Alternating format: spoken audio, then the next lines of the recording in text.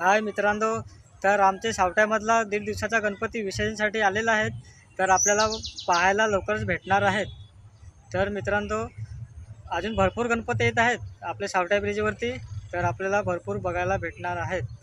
तर मित्रांनो, व्हिडिओ आवडला तर लाईक करा, शेअर करा आणि आपण पुढचा व्हिडिओ बघायला सुरुवात करूया. गणपती बाप्पा मंगलमूर्ती मोरया.